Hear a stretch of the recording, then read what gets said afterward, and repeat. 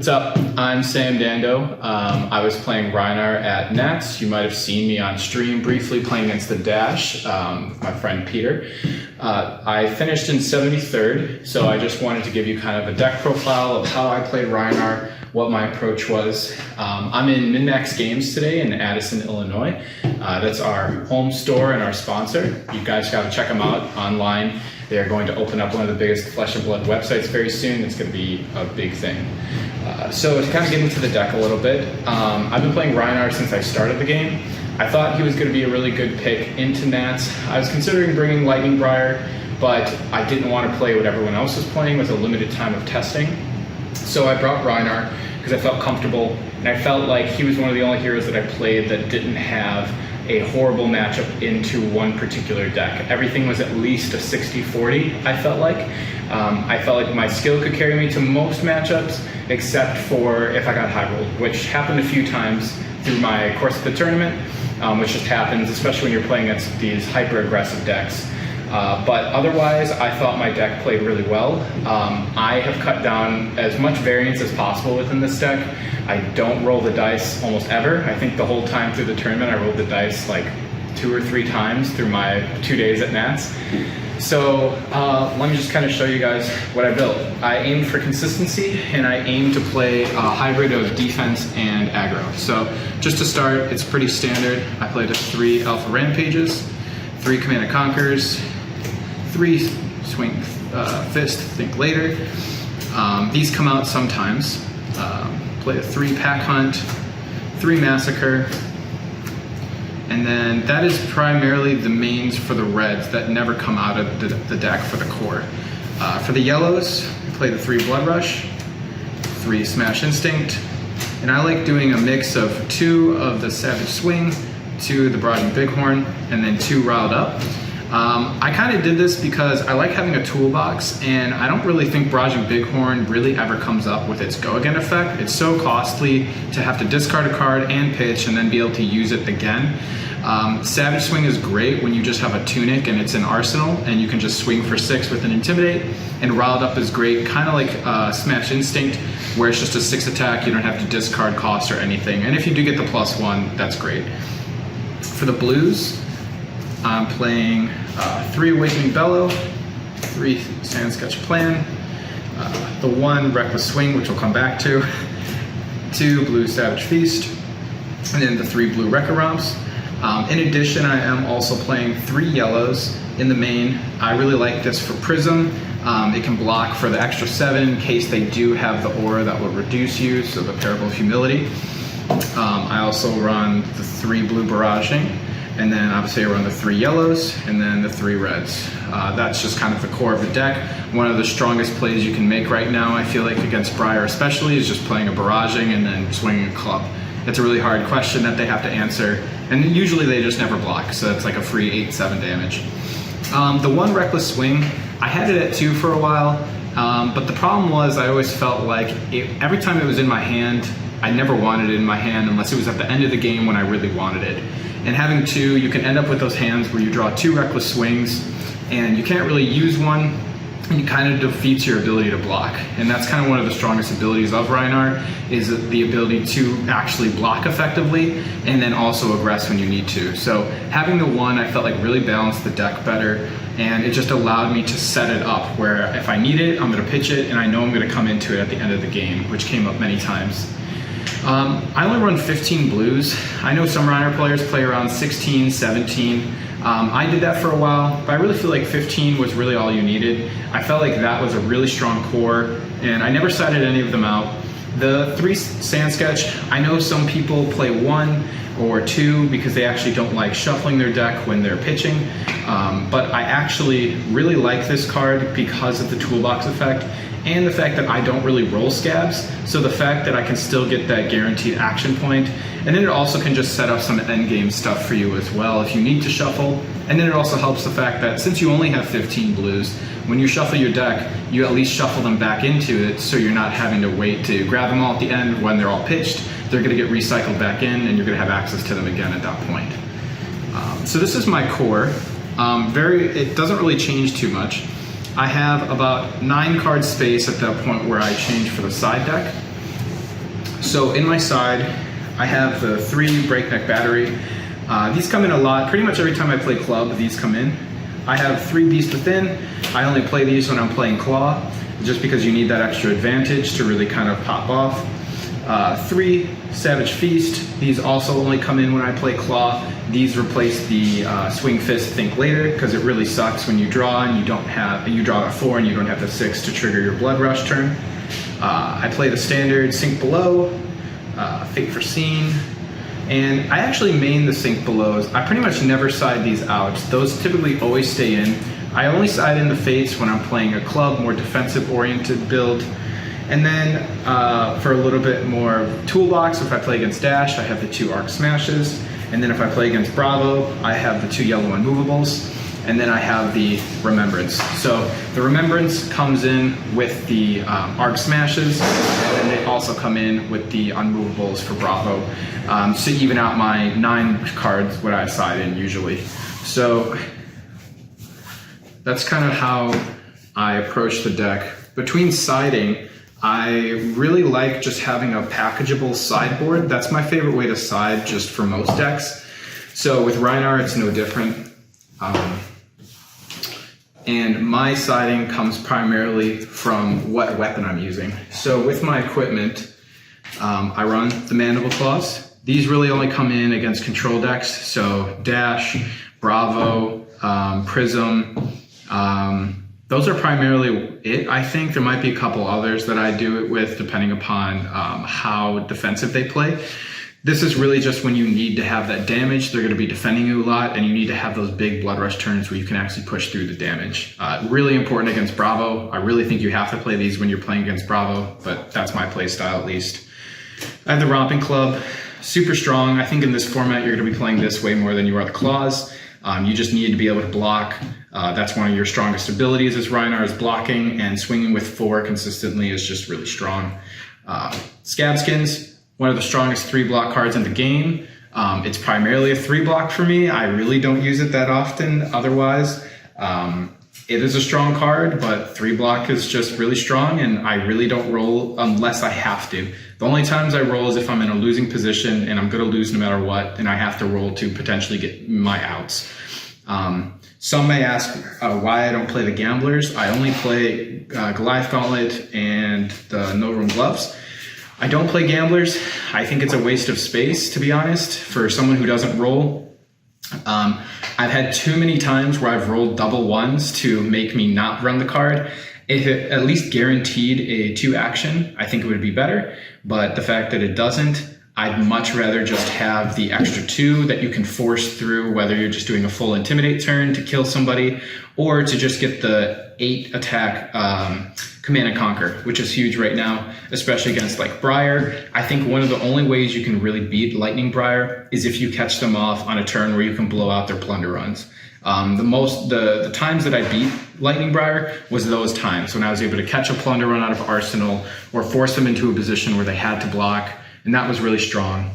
Skullhorn and Arcanite Skullcap. The Skullhorn came in only when I played against the Chain, because I have a fatigue strategy against Chain, so I played the No Room Gloves and the Skullhorn. If I did play against a Wizard, it would be really strong. I also do respect Wizard. I think you kind of have to if you're going to a big event like Nats. Even though I didn't see one, I definitely would not want to be caught off guard against one. So I'm really glad that I did side that. And then I do have Tunic, of course, which is in my Kano deck right now. But Tunic is great. One of the strongest things you can do in Rhinar is block with 3 cards, tick up your Tunic, pitch, swing with Club. Or block with 3 cards, tick up Tunic, Arsenal. That's pretty much what I was doing almost the entire tournament until I could wait out to get a card where I could actually swing and pressure my opponent. Or the good thing with Rhinar is you just have to play really disciplined and you wait. Most decks are going to have a point where they don't have a strong turn, and that's the point when you can really turn it on. If you set it up, Rhinar can almost always have, if you give him the opportunity to attack, at least like an 11 damage turn at minimum, 9 at minimum. So that's really strong.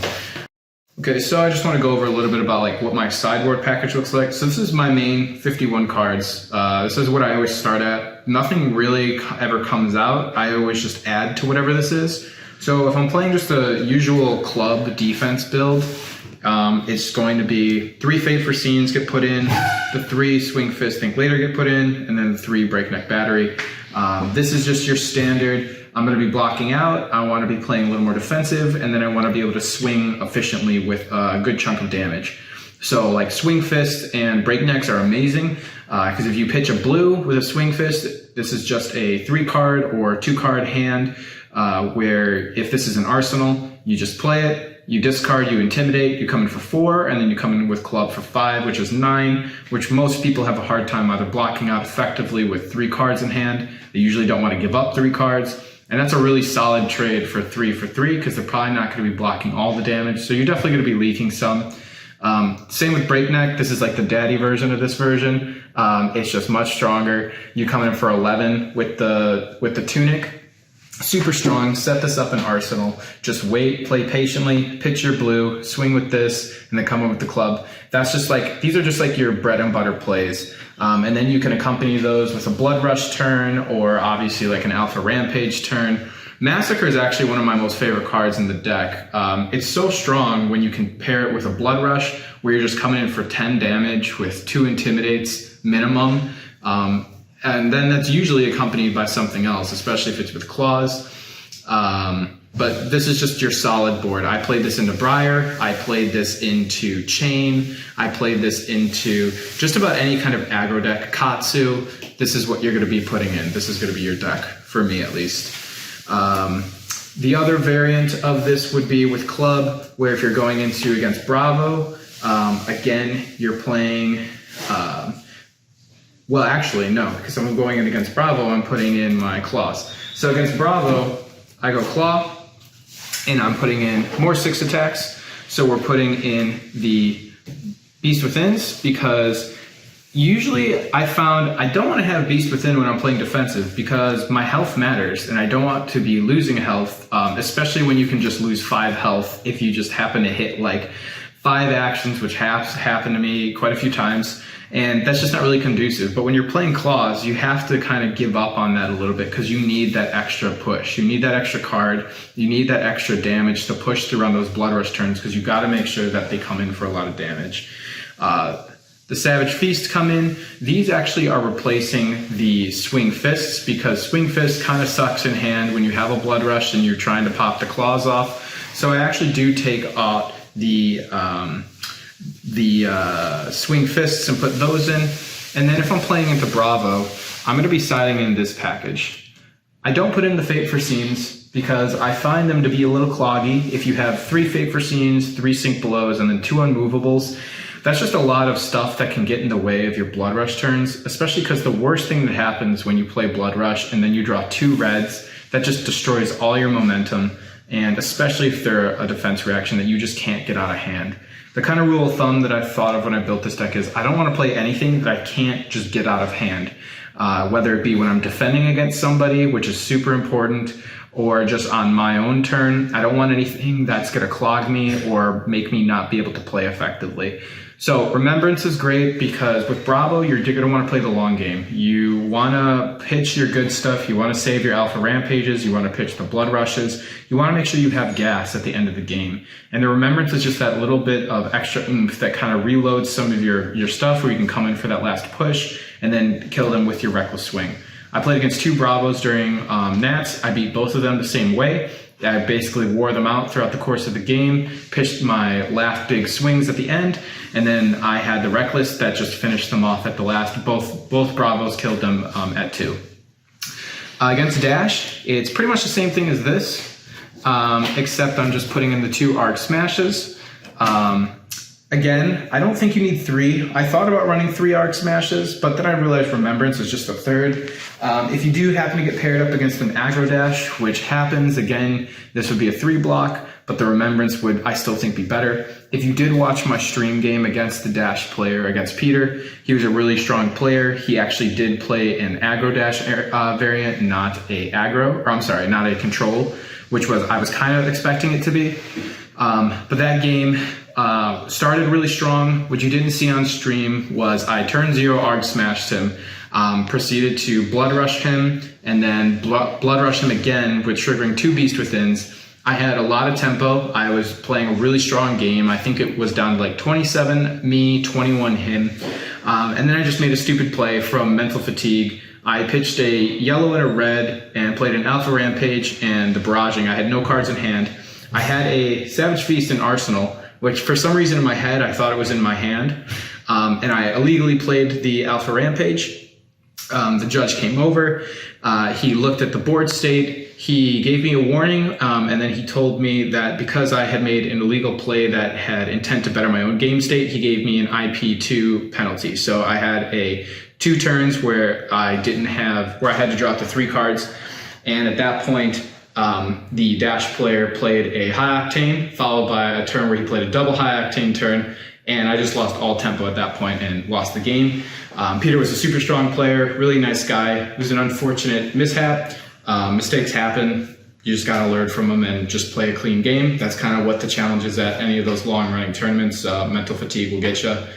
So yeah, just play strong, think through your plays, be smart. Brute is not as straightforward as people think he is. I think he's a really difficult class to play really effectively. You have to just be so disciplined and so patient. I think he's sitting in a good place in the format right now. I think with Lightning Briar, it does make it really difficult. Rhinar has a hard time playing into aggro matches unless they play a pretty average game. But if any of those players have a good to really good game, you're gonna have a really hard time. I got high rolled day 2 about 3 or 4 times, and that made up a large sum of my losses. Nothing you can do about it, it just happens. I just had to kind of bank that wasn't gonna happen, but it happens. I did have a game, my first game against Akatsu, where I played barraging club, turn 0, so I did 11 damage, so that happens too, you know? Sometimes Brute has those moments. So play into your outs, play smart, play patiently, block effectively. And if you have more questions, feel free to contact me. I'm on Discord. You can contact us straight through the channel. Again, big shout out to MinMax, our home store.